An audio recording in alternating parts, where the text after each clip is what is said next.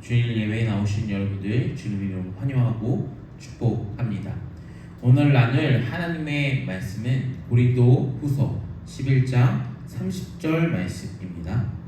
고린도 후서 11장 30절 말씀입니다. 우리 함께 읽도록 하겠습니다. 내가 부득불 자랑할진대 내가 약한 것을 자랑하리라. 아멘. 오늘은 11장 말씀 전체를 한번 살펴보고 말씀을 마치도록 하겠습니다. 11장에선 중요한 큰 두 가지의 주제가 있습니다. 첫 번째 주제는요, 진짜와 가짜의 차이입니다. 두 번째로는요, 교회를 위한 염려함이 그리스도인들의 삶의 주된 목적이 되어야 됨을 우리가 말씀으로 살펴보도록 하겠습니다. 말씀에 들어가기 앞서서 그리스도인들의 삶 가운데에서 자랑해야 될 것은 과연 무엇일까요? 그 답은 이미 정해져 있죠. 오직 예수 그리스도입니다. 사도 바울은요, 고린도 교회에서 1년 6개월 동안 그들과 함께하면서 나를 구원해 주신 분이 오직 예수 그리스도임을 그들에게 강조합니다. 여러분, 우리를 구원해 주시고 또한 내 삶 가운데에 인도해 주시는 분이 오직 예수님이심을 믿으면서 살아가시기를 주님의 이름으로 또한 축복합니다. 모든 사람들은요, 그리스도를 믿을 때에 구원을 받습니다. 사도 바울의 구원관 가운데서 가장 중요한 것은 바로 이것이에요. 예수님을 믿을 때에 구원을 받는다라고 하는 것이죠. 그런데 반대로요, 고린도 교회 가운데에 들어와 있는 거짓 교사들의 주장은 다릅니다. 그들은요, 구원을 예수 그리스도를 믿는 것처럼 이야기를 하지만 결국 그들의 구원은 어떻습니까? 행위 구원론임을 우리가 볼 수가 있습니다. 그래서 거짓 교사들의 이 주장을 통해서 보면요, 그들은 항상 어떻습니까? 열심히 살아야 되고 율법의 행위를 지켜야 됨을 그 고린도 교회한테 이야기를 했다라는 것을 통해서 우리는 이 안에서 그들이 어떤 구원의 간을 가지고 있는지를 보게 된다는 거예요. 그래서 거짓 교사들의 구원관은요, 믿음 플러스 율법의 행위라고 하는 이 하나님과 또한 인간의 노력에 대해서 말씀해주고 있는 것을 우리가 보게 된다는 거예요. 저는요, 이 시대에 이 신인협력설에 대해서 이야기하시는 분들이 참 많이 있다는 것을 보게 되었어요. 이 신인협력설이라는 것이 무엇이냐면 하나님의 노력 50, 인간의 노력 50, 그래서 100%가 합산될 때에 분명히 그의 영혼은 구원받는다라고 하는 주장이라는 것이죠. 이것은 철저하게 어떻습니까? 잘못된 구원관이라는 것을 우리가 보게 돼요. 구원은 오직 하나님의 100%의 영역인 것이죠. 인간의 노력이 전혀 들어갈 수가 없습니다.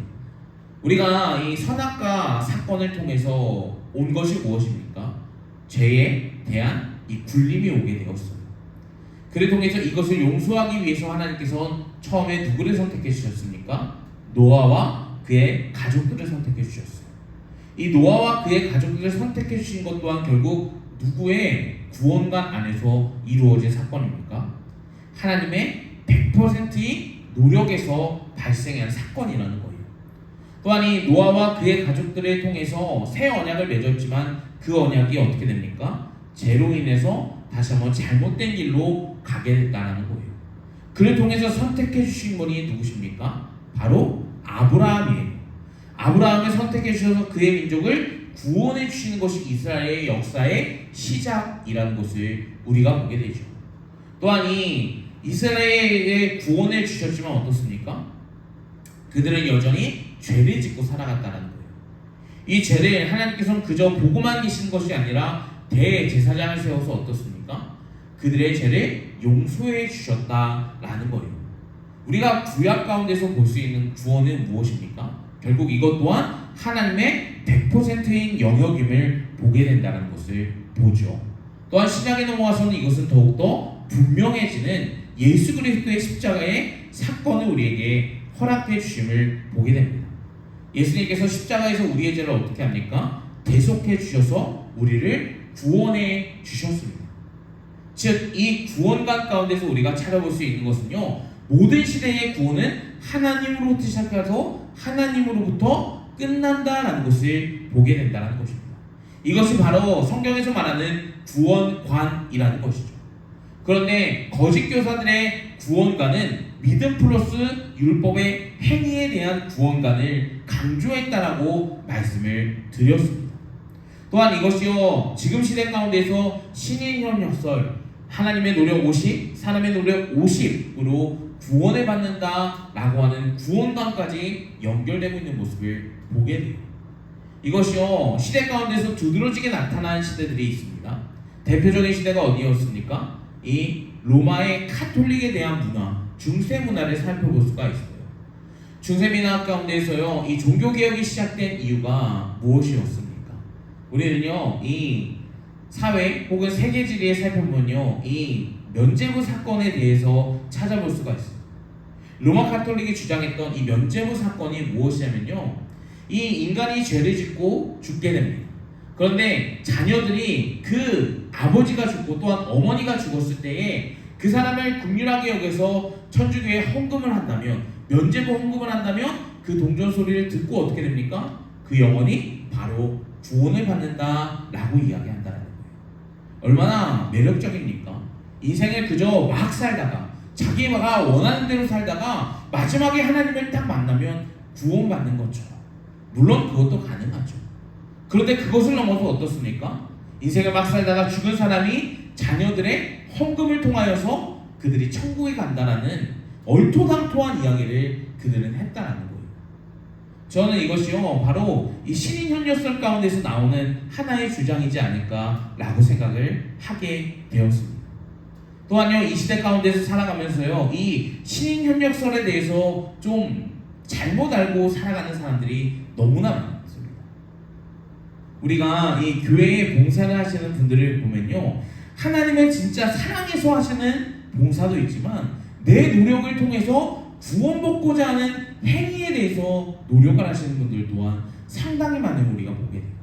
또한 헌금을 낼 때도 어떻습니까? 우리는 구원함의 감격함으로 하나님께 감사함으로 나아가죠. 헌금을 드립니다. 그런데요, 어떻죠? 이 헌금을 통하여서 내가 구원받기를 원한다라고 생각하는 사람들 또한 그 안에 참 많이 있다는 것을 보게 돼요. 여러분, 우리는요, 구원이 오직 하나님께로만 시작되고 하나님이 끝내주신다는 것을 믿는 믿음 안에서 이 모든 것을 해나가야 된다는 것이죠. 사람의 노력으로 구원을 받는 것이 아닙니다. 율법의 행위로 구원을 받는 것이 아닙니다. 내가 착하게 살아서 구원을 받는 것이 아니라는 거예요. 나의 열심으로 하나님을 섬겼다라고 해서 구원을 받는 것이 아니라는 것입니다. 제가 말씀드리고자 하는 구원은요, 바로 하나님께서 예수 그리스도를 보내주셨고 그 예수 그리스도를 믿음을 통하여서 우리가 구원받는 것, 그것이 진짜 참된 자들의 말씀의 행위임을 우리는 분명히 알아야 됨을 강조하고자 한다는 것입니다. 여러분, 우리가요, 정말 자원함으로 하나님을 믿고 따라갈 수 있는 저와 여러분들의 삶이 되길 주님의 이름으로 축복합니다. 그러면 서두는 이 점으로 접어두고 한번 본격적으로 말씀으로 들어가서 한번 말씀을 살펴보도록 하겠습니다. 고린도후서 11장에서는 큰 주제 두 가지가 있다라고 말씀을 드렸어요. 첫 번째로는 진짜와 가짜. 이것은 분명한 차이가 있습니다.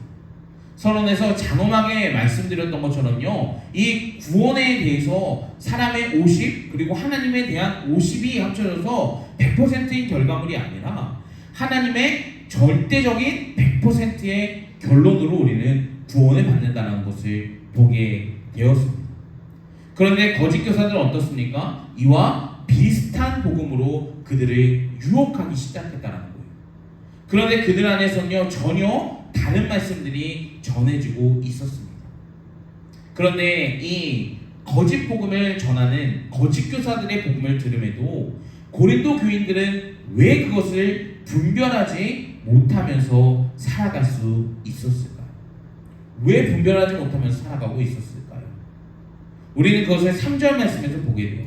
뱀이 그 관계로 하와를 미혹한 것 같이. 사도 바울은 3절 말씀에서 보면서 이 창세기 3장 말씀을 끌어와서 그들에게 말씀해주고 있어요. 뱀이 어떻게 합니까? 하와를 미혹하는 것 같이. 팔을 미혹했을 때 어떻죠? 뱀은요, 이 하나님께서 말씀하신 비슷한 말씀을 어때요? 응용해서 그에게 말을 하고 있어요. 복음은요, 정확하게 알아야 됩니다. 왜냐면요, 정확하게 모르면요, 사단이 유혹하는 것에 유혹당할 수밖에 없기 때문이에요. 우리가 보면 어떻습니까? 사단이 하와를 유혹할 때 또한 말씀으로 유혹했다는 것이죠. 또한 예수님을 시험할 때 또한 광야에서 말씀으로 예수님을 유혹하고 있는 모습들을 볼 수가 있어요. 현실의 이단들 또한 동일하죠. 교묘하게 말씀을 바꿔서 어떻습니까? 믿는 사람들의 마음을 흔들어 놓아요. 사단의 이 공격은요, 사실 티가 나는 것들도 있지만 티가 나지 아니하는 유혹들 또한 상당히 많음을 우리가 보게 된다는 것이죠. 그런데 티나는 유혹은 어때요? 그것을 뿌리치기가 쉬워요. 그런데요, 티가 나지 않는 유혹은 어떻습니까? 뿌리치기가 어렵습니다. 왜냐하면 교묘하게 속이기 때문이라는 것이죠. 지금 고린도 교회 안에 들어오고 있는 거짓 교사들이 바로 그러한 자들임을 사도 바울은 분명하게 선을 짚고 있는 거예요. 그래서 13절부터 15절까지 말씀에서 보면 다음과 같이 말씀해주고 있어요. 그런 사람들이 거짓 사도요, 속이는 일꾼이니 자기를 그리스도의 사도로 가장하는 자들이라. 이것은 이상한 일이 아니라 사람들도 자기를 광명한 천사로 가장하나니. 15절 말씀. 그러므로 사단의 일꾼들도 자신을 의의 일꾼으로 가장한 것과 같이 또한 대단한 일이 아니니라. 여러분, 사단의 유혹도 어떻습니까? 치밀할 때가 있습니다. 때로는요, 믿음이 좋은 사람들 또한 이 미혹에 당하고 넘어질 수밖에 없는 사건들 또한 상당히 많다는 거예요. 그러면요, 왜 이러한 미혹 가운데 당할까요? 왜냐하면 이 복음에 대해서 우리는 너무나 어렵고 너무나 알아듣기 힘들다라고 생각할 때가 많기 때문이에요. 복음은요, 전 개인적으로 명확하다라고 생각하는 사람 중에 한 명입니다. 복음은요, 우리를 헷갈리게 하지 않습니다. 복음이 헷갈리는 이유는 무엇입니까? 그 복음을 듣고 내 생각이 너무나 많기 때문에. 그런데요, 분명한 것은 무엇입니까? 바로 성경 전체는요, 하나님과 그리고 예수님의 복음에 대해서 말씀해주고 있어요. 너희가 하나님을 따르고 너희가 예수 그리스도를 따를 때에 너희가 구원을 받는다 라고 하는 이 명확한 구원론에 대해서 우리에게 말씀해주는 것이 바로 성경이다라는 거예요. 그렇기 때문에 성경을 알면 할수록요, 우리는 명확한 것들을 따라갈 수밖에 없는 것입니다. 여러분, 우리가 정말 이 명확한 복음을 제대로 아시기를 주님의 이름으로 소망합니다. 그렇기 때문에 사도 바울은요, 6절과 7절 말씀을 보면 다음과 같이 이 고린도 교인들에게 말씀해주고 있어요.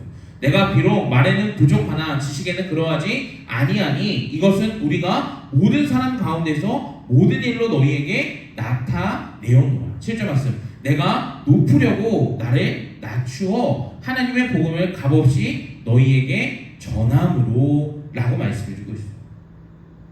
지금 사도 바울은 6절에서 자신이 말하고 있는 복음에 대해서 이야기해주고 있어요. 그런데 어떻습니까? 자신은 비록 말을 잘하지는 못한다라고 이야기해요. 그런데 지식만큼은 부족하지 않다라고 말해요. 이 지식만큼은 부족하지 않다라는 것 안에서요, 그가 복음에 대한 확실하고 명확한 것을 그들에게 말씀했다는 것을 우리가 보게 된다는 거예요. 그를 통해서 어떻습니까? 그들은 이미 사도 바울이 이야기했던 명확한 복음을 들었습니다. 그런데 거짓 교사들에게 유혹을 당했었던 이유는 무엇입니까? 이 명확한 복음을 알았음에도 그 안에 자신의 생각들이 너무나 많이 들어갔다라는 것입니다. 그리고 또한 어떻죠? 지금 사도 바울은요, 7절 말씀에 보면 다음과 같이 말씀했죠. 내가 너희를 높이려고 나를 낮추어 하나님의 복음을 값없이 너희에게 전합니다. 여기서 보면 어떻습니까? 진짜 복음을 아는 자는 어때요? 스스로 낮아짐을 우리가 보게 된다라는 것입니다. 사도 바울은요, 실질적으로 어때요? 복음을 전하면서요, 포기했고 자신의 삶을 낮추는 사건들이 너무나 많았다는 것을 보게 되죠. 사도 바울이요 자신의 삶을 낮췄던 이유는 무엇입니까? 하나님의 복음을 전하기 위해서다라는 거예요. 진짜 믿음이 그 안에 있었기 때문에 그는 낮아졌고 또한 겸손해질 수밖에 없음을 우리는 봐야 된다는 거예요. 왜 그렇습니까? 예수님은 높은 곳에서 어떻죠? 우리를 섬기시기 위해서 이 땅에 오셨습니다. 그것이 바로 성육신 사건이죠. 스스로 비하의 사건, 낮아지시는 사건이다라는 것을 우리가 보게 돼요. 예수님은요 원래 높은 곳에 있으셨습니다. 그렇지만 우리를 위해서 이 땅에 오시게 되셨죠. 우리는요 이 곡식이 익어가면 어떻습니까? 고개를 숙인다라고 말씀해주고 있습니다. 또한 우리는 이 무림 고수들이 이야기하는 것, 싸우지 않고 이기는 것이 진정한 승리다라는 것을 이야기들을 해요. 저는요 그리스도인들의 신앙과 또한 동일하다라고 생각을 하는 사람 중에 한 명이에요. 왜냐면요 예수님 믿으면 우리는 겸손할 수밖에 없어요. 왜냐면 예수님께서 우리를 섬기시기 위해서 오셨고 또한 우리는 누구를 따라가는 삶입니까?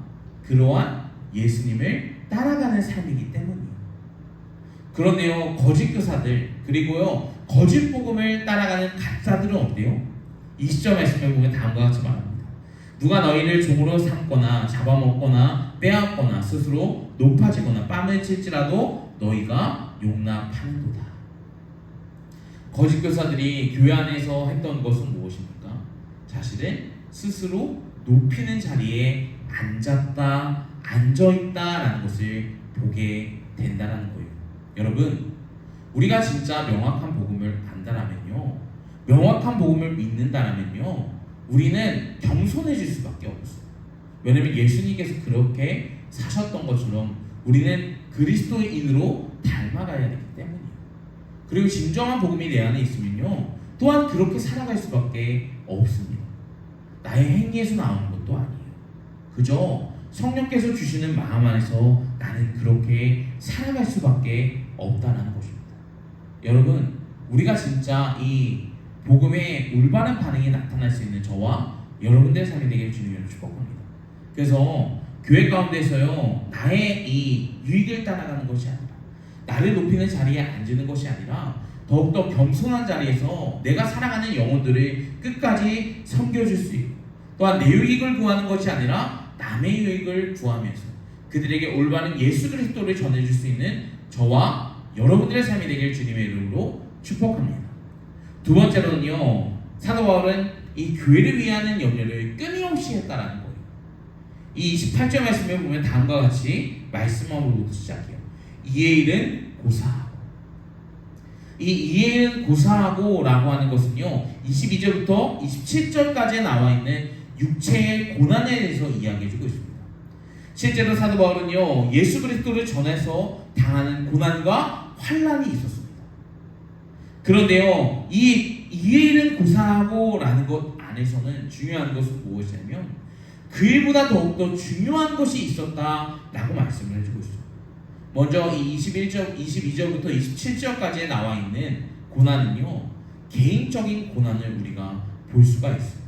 예수님을 전하다가 당하는 힘듦과 어려움이라는 거예요.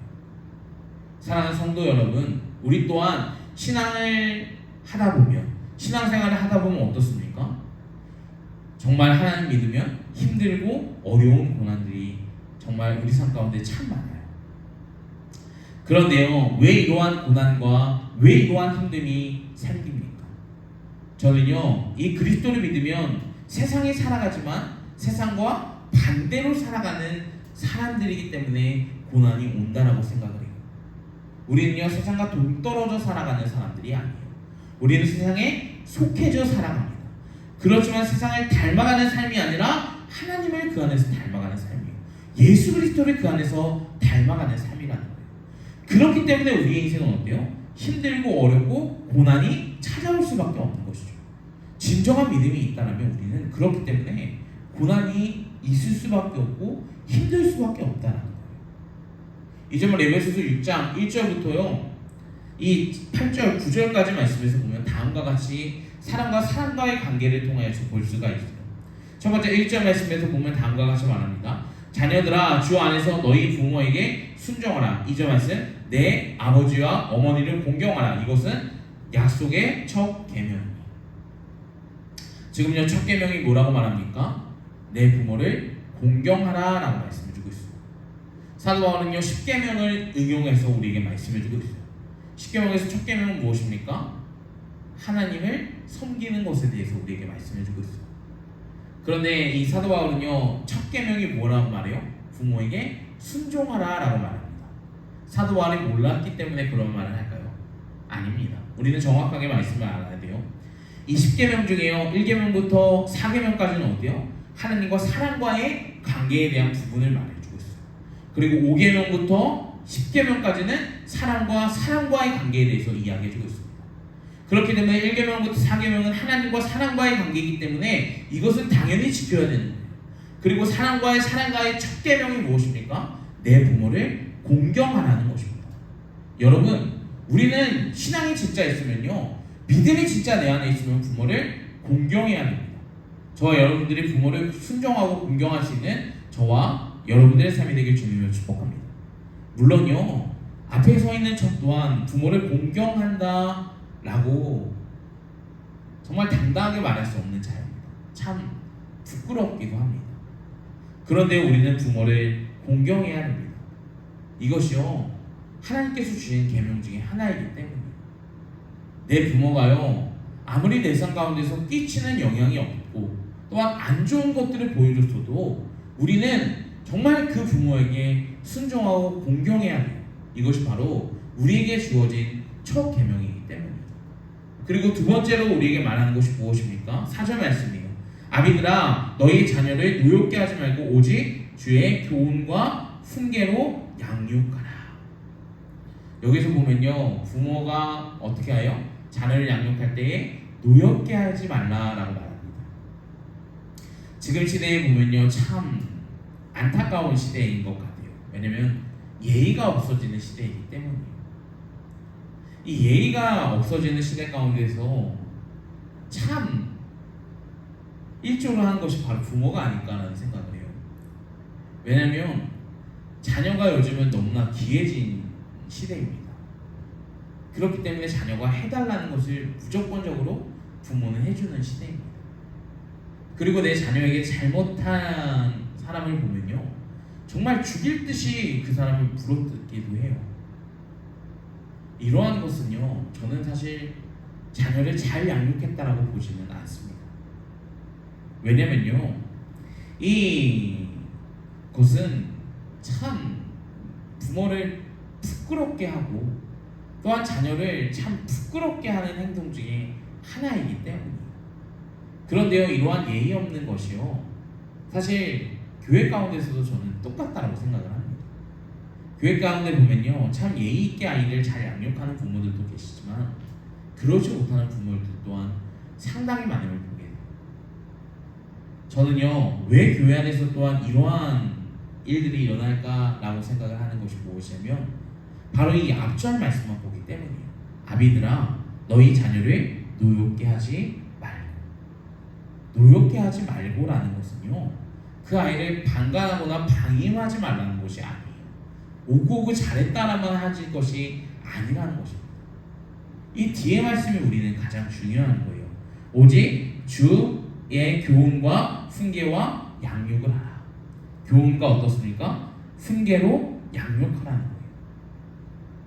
여러분 자녀를 양육할 때 하나님의 말씀으로 교육하고 또한 이 말씀을 또한 듣지 않을 때 우리는 어떻습니까? 이 잠언 가운데서 보면요 매를 드는 것 또한 어때요? 용납하고 있음을 보게 돼요. 그런데 우리는 이 노엽게 하지 말라라는 것 또한 앞에 붙었어요. 이 노엽게 하지 말라는 것은요 감정적으로 그 아이를 처벌하지 말라는 거예요. 아이를 방임하거나 아이를 어떤 방관하지 말라는 것이 아니에요. 예의 없게 키우지 말라는 것이 아니에요. 내 자녀가 정말 잘했어 라고만 칭찬하는 것이 아니라는 거예요. 우리가 진짜 믿음이 있다라면요 그 아이가 올바르게 갈 수 있도록 때로는 훈계하고 때로는 교육해야 됨을 분명히 알고 교육하시기를 주님으로 축복합니다. 그러면서요, 이번에는 이 사회 속에서 우리에게 말씀해주고 있어요. 첫 번째는 어떻습니까? 종이 이 주인을 섬기는 모습에 대해서 우리에게 말씀해주고 있어요. 5절 말씀, 종들아 두려워하고 떨며 성실한 마음으로 육체의 상전에게 순종하기를 그리스도께 하듯 하라. 7절 말씀, 기쁜 마음으로 섬기기를 주께 하듯 하고. 어떻습니까? 종이 주인을 섬기는 것, 현실에는 어떻습니까? 피고용주와 고용주와 관계에 대해서 이야기를 해주는 것 같죠. 그런데요, 그들을 섬길 때 어때요? 성실한 마음으로 육체의 상전들을 순종하라라고 말씀을 주고 있어요. 우리는요, 믿음 안에서 살아가는 자들입니다. 그렇기 때문에 어떻습니까? 내가 섬기는 그들에게 순종하면서 또한 성실한 마음으로 그 가운데서 살아가야 됨을 분명히 말씀해 주고 있어요. 또한 누구를 섬기듯이요? 그리스도를 섬기듯이 그들에게 하라라고 말씀해 주고 있죠. 그리고 또한 마지막에 9절 말씀 보면 다음과 같이 말합니다. 상전들아 너희도 그들에게 이와 같이 하고 위협을 그치라. 이번에 주인이 종에게 하는 거예요. 어때요? 상전들아 너희도 그들에게 이와 같이 하라는 거예요.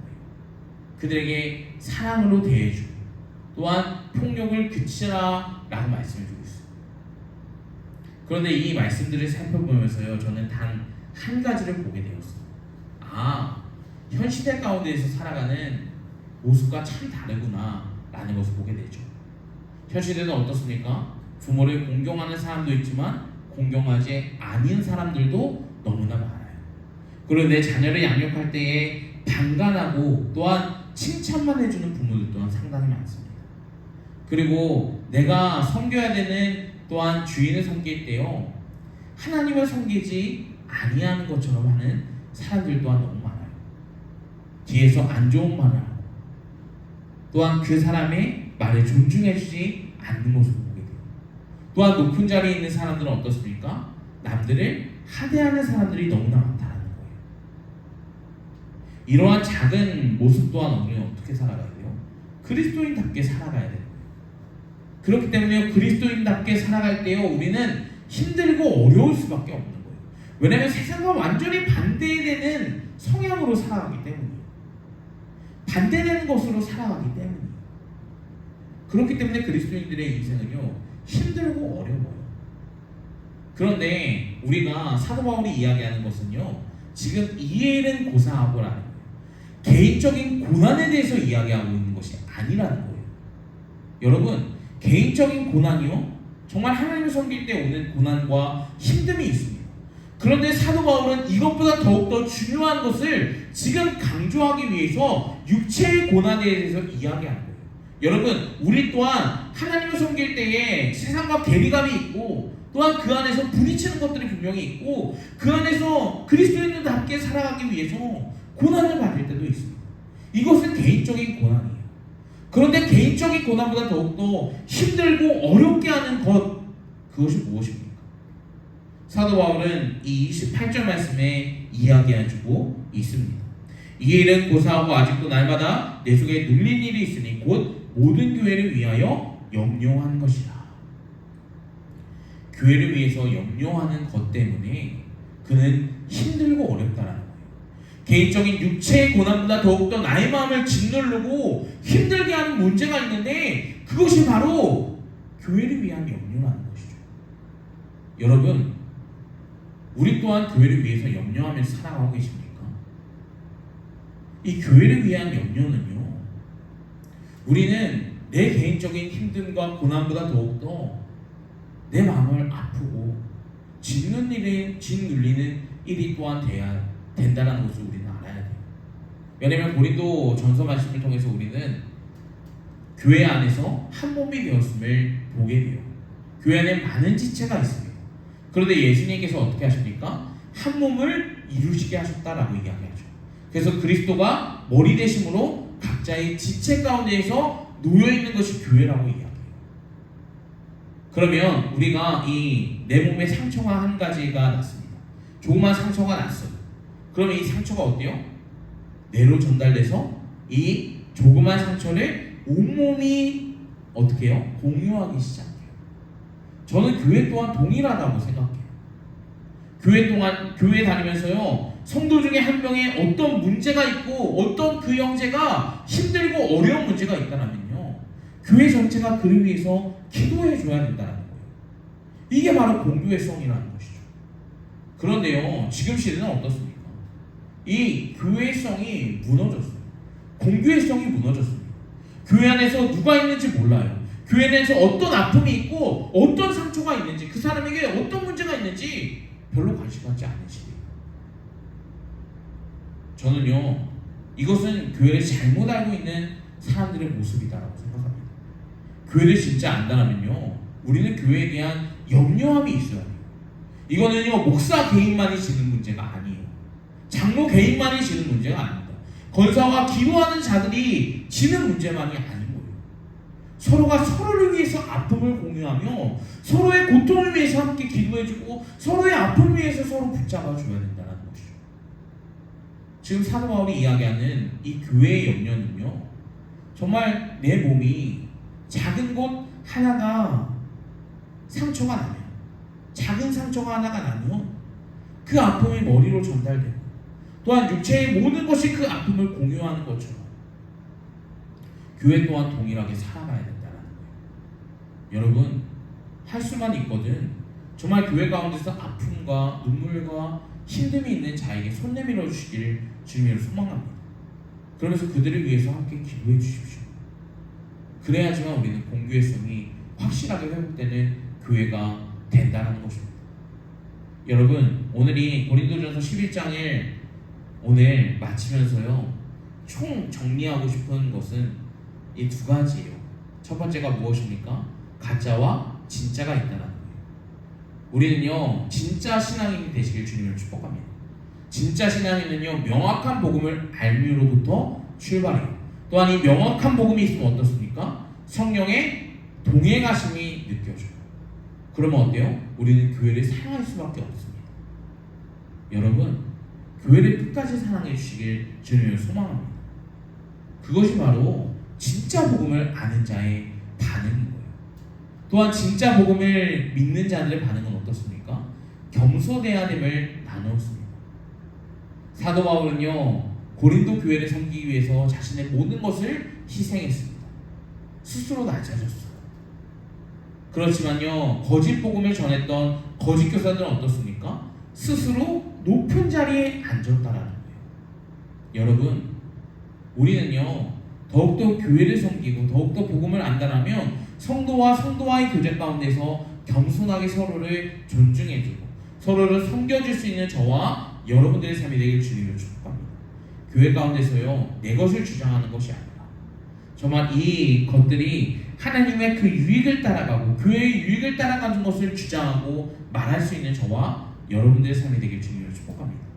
우리가 믿음 안에서 자랑해야 되는 것은 바로 이것이에요. 바로 진짜 복음을 알고 이 진짜 복음이 나와 함께함을 믿고 살아가는 그 삶.